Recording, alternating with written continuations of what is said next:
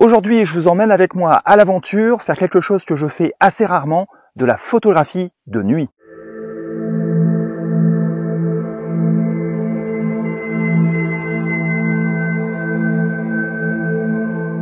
C'est justement parce que je n'ai pas l'habitude de faire ce genre de photographie que j'ai décidé de vous emmener avec moi, parce que je suis certain que cela en aidera beaucoup d'entre vous qui débutent aussi en photographie de nuit. Je me considère comme un débutant, bien sûr, et je n'ai pas forcément le matériel optimal pour faire ce genre de photos. Mais j'ai déjà fait de belles photos de nuit et je compte bien en refaire ce soir. Alors nous sommes en plein mois d'août. Ce soir, c'est la nuit des étoiles filantes. Donc je ne vous cache pas que je compte bien capturer quelques belles traînées dans le ciel, quelques belles étoiles filantes. On verra bien ce que le ciel nous donnera ce soir. Comme vous le voyez, le soleil vient de se coucher, donc j'ai quelques dizaines de minutes pour m'installer et préparer ma composition. Alors, je vais déjà commencer par vous parler du matériel qu'il faut, ou qu'il faudrait, parce que, encore une fois, je n'ai pas le bon matériel, enfin le matériel optimal pour faire ce genre de photos. La première chose qui va compter, c'est déjà au niveau du boîtier, et notamment au niveau du capteur.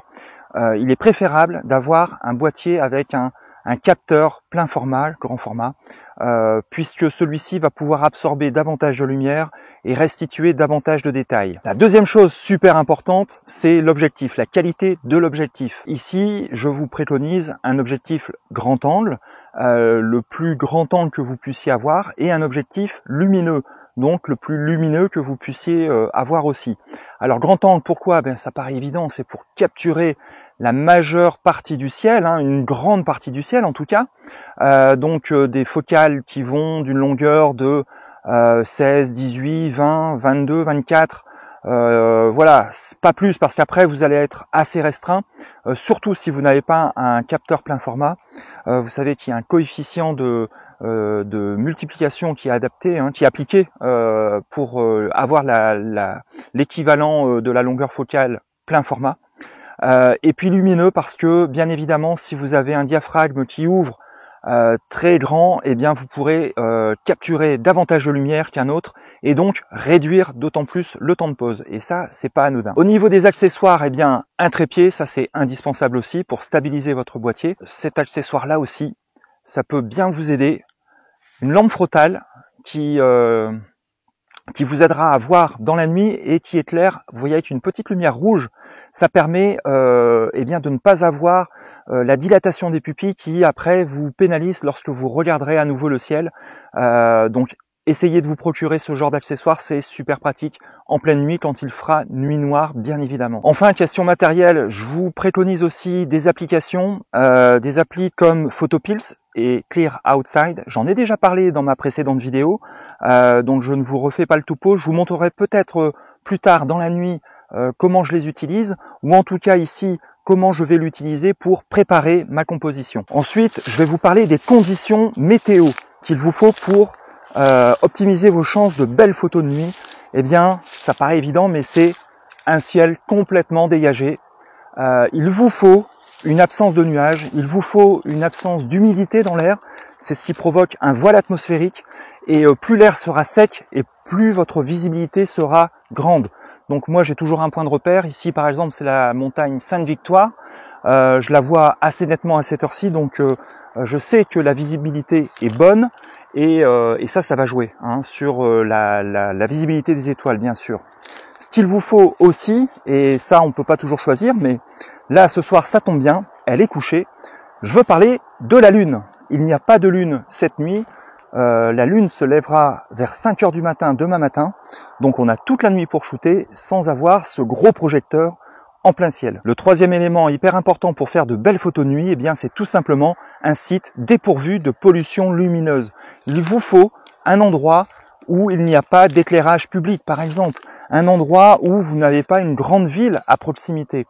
Donc cela vous obligera peut-être à faire un peu de route, un peu de kilomètres, mais croyez-moi, cet aspect-là est aussi très important, et surtout après en post-traitement, on le verra, cela vous évitera des effets que je ne trouve pas jolis du tout en fait. Enfin, dernière chose et non des moindres, peut-être l'une des choses les plus importantes en photographie de nuit, eh bien c'est le sujet. je vous conseille vivement de choisir un sujet terrestre qui puisse raccrocher votre photographie de nuit, donc d'étoiles en fait, que ce soit des étoiles filantes ou de la Voie lactée, à un élément terrestre. Donc choisissez ce sujet avec soin, parce que cela pèse beaucoup dans la balance d'une belle photo de nuit. Donc ici, moi, vous voyez, j'ai choisi cette chapelle, une très vieille chapelle qui date du XIIe siècle, et je compte bien sur le merveilleux ciel du Luberon cette nuit pour mettre en valeur cette jolie chapelle. Donc ce soir, c'est encore les Perséides. J'ai vu sur Photopills qu'il y avait d'autres météores que la Terre va croiser, donc des météorites plutôt. Donc il y aura très certainement voilà, une abondance de météorites aux alentours de 3-4 heures du matin. Donc la nuit va être longue, mais je croise les doigts pour qu'elle soit fructueuse. Voilà, je me suis installé, j'ai préparé ma composition pour que la petite chapelle soit dans l'axe normalement de la Voie lactée, avec la montagne Sainte-Victoire tout au bout. On verra bien ce que ça va donner. Je vais regarder après avec l'application Photopills ce qu'il en est. Ça me permettra de vérifier que la Voie lactée soit bien alignée. Et si c'est pas le cas, eh bien j'irai de l'autre côté, c'est pas grave. Et puis je ferai des photos de ce côté-ci, puisqu'il y aura moins de pollution lumineuse au nord de là où je me trouve qu'au sud, vers là où je regarde, puisque la ville d'Aix-en-Provence se trouve derrière la petite chapelle, donc je m'attends à avoir de la pollution lumineuse, ce qui est pas top. On verra bien. Au niveau des réglages, et bien évidemment, je vous recommande vivement de shooter en RAW. Donc si c'est pas le cas, faites-le, parce que c'est grâce à ça qu'après au post-traitement vous allez pouvoir faire ressortir cette Voie lactée ou ces étoiles filantes ou ces étoiles. Bref, c'est grâce à ça que vous pourrez tirer le meilleur de votre appareil et faire la plus belle photo. Ensuite, au niveau de la balance des blancs, alors moi je la laisse en automatique. Je sais que certains la mettent en manuel et choisissent une balance des blancs aux alentours de 3800 Kelvin. À vous de voir. Franchement, là, j'ai pas d'avis. Il faudrait que je teste. Mais moi, je la laisse en automatique et je règle le tout au post-traitement. Ensuite, la luminosité de votre écran arrière aussi est importante. Je vous parlais tout à l'heure de la lampe frontale à lumière rouge. Si votre écran LCD est trop lumineux, ça peut aussi vous éblouir et donc vous perturber lors de la prise de vue en pleine nuit. Donc baissez-la si vous le pouvez. Et puis après, les ISO, forcément, parce que même à pleine ouverture, vous allez avoir besoin de monter les ISO. Donc moi je les stabilise aux alentours de 3200, voire plus, parce que je n'ai plus peur de monter les ISO. J'ai déjà fait une vidéo là-dessus, grâce à des logiciels comme DxO par exemple, Photolab, qui permettent de rattraper beaucoup de choses. Et surtout le bruit numérique engendré par cette forte sensibilité ISO. Donc montez les ISO. À vous de tester, à vous de tester sur place, de faire quelques prises de vue pour voir jusqu'où votre boîtier peut aller sans que ça soit pourri. Tout simplement. Aussi, chose très importante, c'est la durée d'exposition. Alors, petit cours très rapide là-dessus. Comme vous le savez peut-être, la Terre se déplace dans l'espace et elle tourne autour du Soleil, bien évidemment. Et donc, par rapport à la Terre, les étoiles bougent. Et si votre durée d'exposition est trop longue, eh bien les étoiles ne seront plus des points, mais des petits traits lumineux, ce qui n'est pas forcément très esthétique. Moi, ça ne me dérange pas trop. Maintenant, ce soir, je vais essayer d'avoir des points lumineux. Donc, il va falloir respecter une règle, la règle des 500. C'est-à-dire que pour éviter que votre ciel étoilé ne ressemble à un ciel de petits traits, eh bien, vous allez devoir diviser 500 par votre longueur focale. Donc, si ici je suis au 16 mm, voilà, 16 mm, donc je fais 500 divisé par 16 et ça me donne la durée d'exposition en secondes que je dois respecter pour ne pas avoir de petits traits sur mon image. Dernière partie et non des moindres, c'est la mise au point. La mise au point, c'est un gros sujet en photographie de nuit, puisque pour avoir photographié des aurores boréales il y a quelque temps, je me suis heurté au début à des problèmes de netteté dus à une mauvaise mise au point. Donc en photographie de nuit, en fait, il y a deux méthodes. Soit vous photographiez, soit vous faites la mise au point lorsqu'il fait encore jour sur le point le plus éloigné que vous voyez et vous ne le bougez plus. Vous mettez à la limite du scotch sur votre objectif pour ne plus bouger la longueur focale. Ou alors, bien vous le faites de nuit. Et lorsqu'on le fait de nuit, eh bien on le fait sur le point lumineux le plus gros que l'on puisse voir dans le ciel, et en s'aidant justement du grossissement de l'appareil photo, du logiciel de l'appareil photo, qui vous permet de faire cette mise au point assez précisément. Donc ça demande quand même quelques tests, quelques expérimentations. À vous de voir quelle est la meilleure méthode pour faire cette mise au point. Moi j'ai testé les deux, personnellement j'aime bien le faire de nuit en fait. Voilà, tout est prêt, je n'ai plus qu'à patienter que le ciel s'assombrisse et que les premières étoiles apparaissent.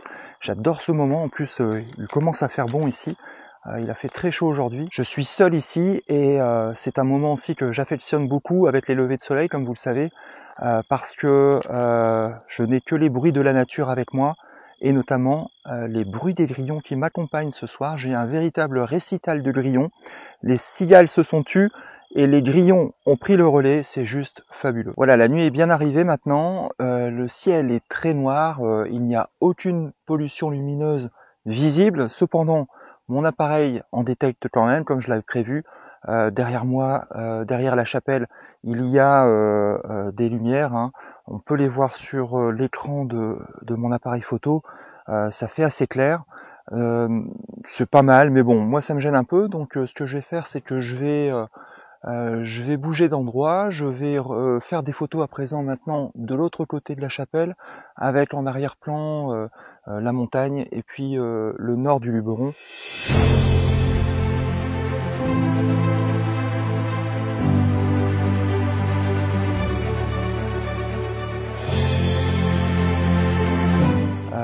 Alors au niveau des réglages, très rapidement, je suis bien sûr en mode manuel, hein, je ne voulais pas préciser tout à l'heure, mais c'est bien le mode manuel sur lequel je suis.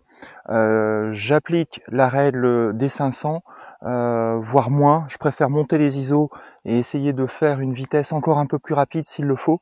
Je fais plusieurs essais de toute façon, hein. Je fais plusieurs prises de vue avec différentes durées d'exposition, et je verrai plus tard au post-traitement ce que ça donne, lesquelles sont les plus exploitables et les plus belles.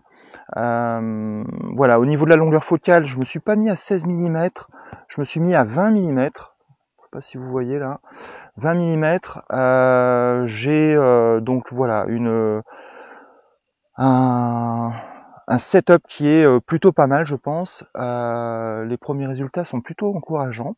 On va bouger de place et on va se mettre de l'autre côté de la chapelle maintenant. Voilà, il va bientôt être 4 heures du matin. Toujours pas d'étoiles filantes dans mon objectif, hein. J'en vois passer, mais bon, elles sont pas dans l'axe et je désespère pas. Je voulais vous dire aussi au niveau de mon objectif, je vous ai pas dit qu'il ouvrait à f4. Alors, c'était pas ce qu'on appelle un objectif lumineux, puisque f4 c'est une ouverture standard, hein, classique pour un objectif grand angle, mais il est d'une excellente qualité, c'est-à-dire que j'ai un piqué extraordinaire. C'est un objectif 16-35 mm de chez Sony avec des verres Zeiss, et donc ça me procure vraiment de très jolies images, et pour l'usage que j'en fais, ça me suffit pour l'instant.